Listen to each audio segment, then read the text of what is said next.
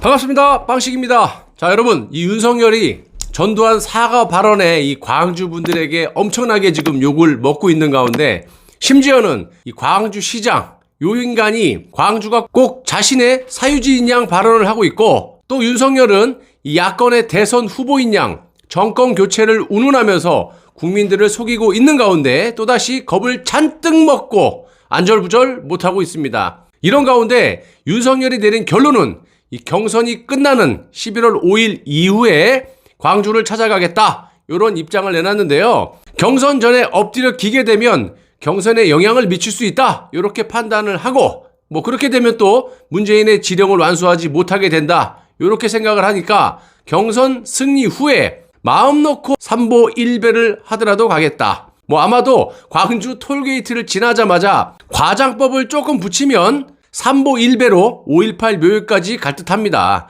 자, 이렇게 간교한 자가 바로 윤석열이고요.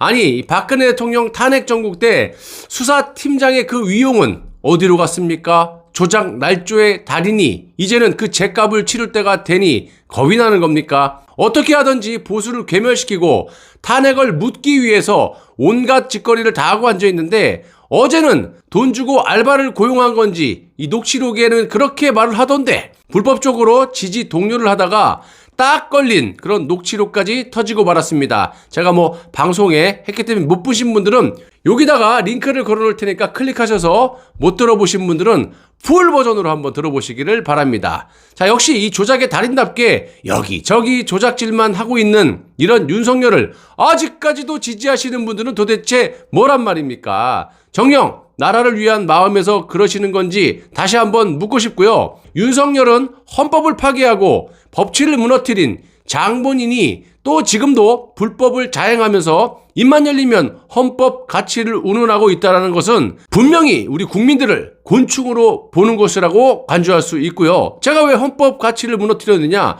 헌법이 보장한 대통령의 임기를 썩은 무 자르듯이 온갖 조작 날조로 싹둑 잘라버리고 불법적으로 감금을 시키고 있지 않습니까? 자, 윤석열이 이자가 얼마나 문재인의 내각제 개헌을 위해서 그동안 많은 일을 해왔는지 간략하게 추려서 말씀을 좀 드려보도록 하겠습니다. 여러분들은 아마도 작년 윤석열이 조국 일가를 수사하는 그 모습을 보시고 온팡 속은 거죠.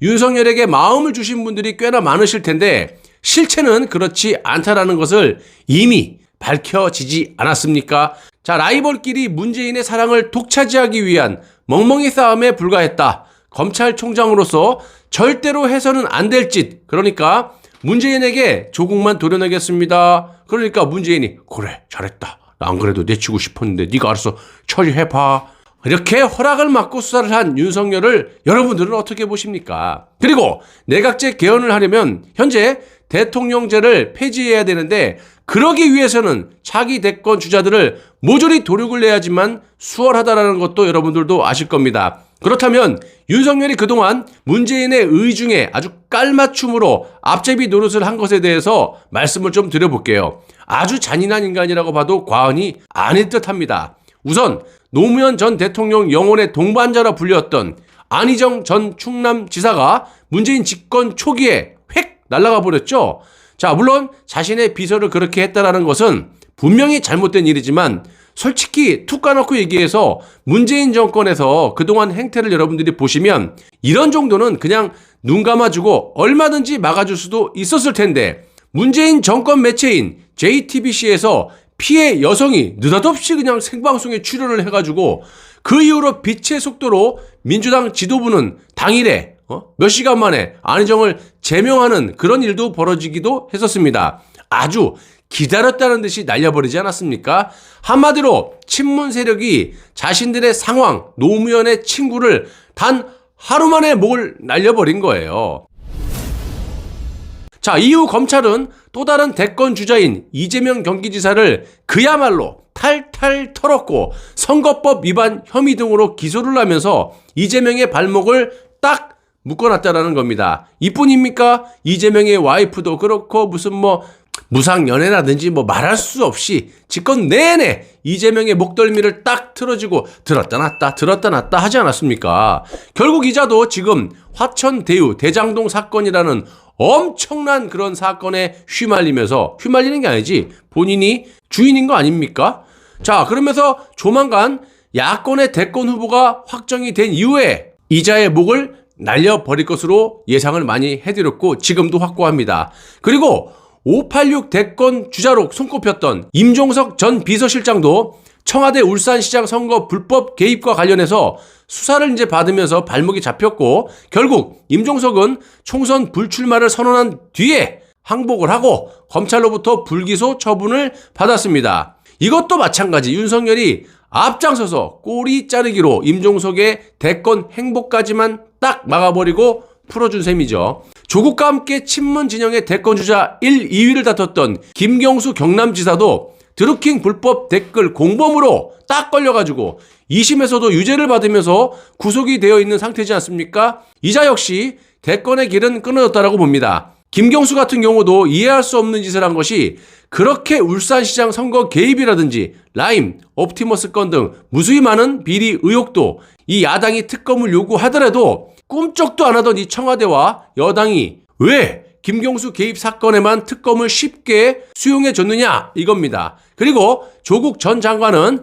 그의 부인인 정경심이 4년형을 선고받고 법정 구속이 되는 등 차기 대권 주자로서의 가치를 모두 상실하게 돼버렸죠. 자, 여권의 대권 주자로 늘 3위 안에 들었던 이 박원순도 마찬가지 비서권으로 어디로 사라진 건지 흔적도 없이 갑작스럽게 순삭이 돼버렸고 이낙연 전 총리조차도 옵티머스 비리와 관련해서 자신의 최측근 보좌관이 윤석열 검찰의 수사를 받다가 사망하는 그런 일이 발생했었습니다. 그 뒤로부터는 그냥 깨갱하면서 이상하게도 대통령제하의 대권 주자라기보다는 내각제 개헌을 위한 행보를 보여왔고 결국 이번 경선에서 휙 날아가 버리지 않았습니까?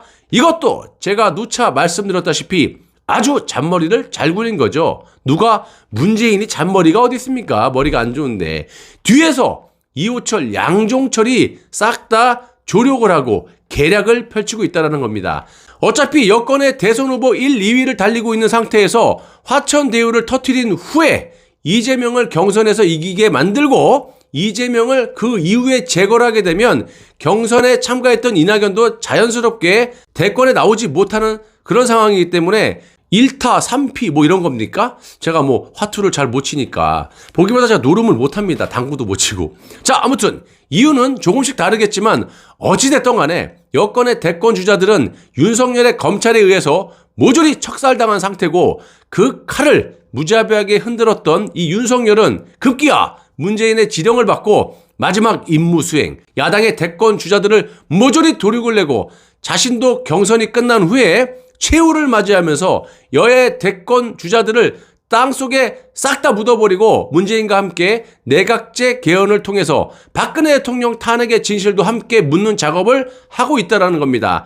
한마디로 문재인은 있는 힘껏 다 해먹고 감옥에 안 갈 뿐더러 야당에 자신들이 투입시켜 놓은 이 간첩들과 손을 맞잡고 영구 집권을 하기 위한 내각제 개헌을 추진하고 있고 개헌의 도구인 윤석열도 자신이 지금까지 출세한 계기가 된 이 조작 날조 탄핵의 진실을 묻기 위한 내각제 개헌을 도모하기 위해서 별의 별짓을 다 하고 있는 겁니다. 김동연 제가 뜬다고 했죠. 지금 보십시오. 벌써 3%까지 지지율이 올라갔어요. 보시라니까요. 김동연 이자도 내각제 개헌의 도구입니다. 한마디로 말이 돼도 되는 것이고 말이 안 돼도 되는 식으로 온갖 거짓말로 마이웨이를 하고 있다는 겁니다. 그러니까 전두환 사과 발언에 대한 광주를 찾아가는 것도 경선이 끝나고 간다라고 하는 것이고 문재인의 조남도 한번 말하지 못하는 완전 엎드려 기는 현상이 벌어지는 겁니다. 군대도 안 간 인간이 이렇게 엎드려 포복을 잘합니까? 간단한 이유는요. 문재인과 윤석열의 노선은 같다. 온리 내각제만이 살 길이다. 철판 깔고 대드는 인간들은 몽둥이가 약이에요, 여러분. 곧 박근혜 대통령이 석방이 되시면 얼마 안 남은 이 보수주의자들이 똘똘 뭉쳐서 저들과 싸워야 되는데 우리에게는 또 엄청난 무기가 있지 않습니까? 4년 전에는 아무런 증거나 팩트가 없었지만 지금은 탄핵의 진실이 모조리 밝혀졌기 때문에 박근혜 대통령과 함께 진실만 터뜨릴 마음만 있다면 저들을 무너뜨리는 건 시간 문제라고 봅니다. 저는 지금 현상이 매우 어지럽고 말이 안 된다고는 보고 있지만 그래도 보수의 간첩들, 그러니까 이 찐보수와 위장보수들이 명백히 밝혀졌고 수면 위에 둥둥 떠 있기 때문에 이번 기회에 종북 좌파들과 강성 노조들, 그리고 보수 내에 여러분들을 현혹시키고 있는 위장 보수 유튜버들까지 한꺼번에 묻어버릴 수 있는 절호의 기회가 왔다라고 생각을 하고 있습니다. 자, 비온 뒤에 땅이 굳듯이요, 우리가 더 나은 미래를 위한 아주 잠시의 절망이었다라고 생각하시고 조금만 더 참고 견뎌주시면 진실이 거짓을 짓눌러 버린 날이 얼마 안 남았다라고 보고 있습니다. 자, 박근혜 대통령이 법정에서 보이콧을 하고 마지막 무슨 말씀을 하셨습니까? 거짓은 진실을 이길 수가 없다. 진실은 시간이 좀 걸리지만 언젠가는 밝혀질 거다. 그리고 지금 5년 가까이 함구하고 계십니다. 자, 이젠 기회가 온 겁니다. 자, 여러분들 많은 힘을 모아주시기 바라고, 그때 됐을 때, 자, 나라가 없는데 여러분들 살아서 뭐합니까? 라는 각오로 하루하루 거짓 없는 진실된 애국방송만 제작해서 여러분들께 제공해드리도록 약속드리겠습니다. 정신 나간 사람은 정신 나간 사람들끼리 가는 거고, 정신이 말짱한 사람은 정신이 말짱한 사람끼리 똘똘 뭉쳐서 이 나라를 맑고 깨끗한 자유민주주의 대한민국으로 만드는데 온 힘을 다해서 우리 후손들에게 물려줘야겠습니다. 끝까지 시청해주셔서 대단히 감사합니다.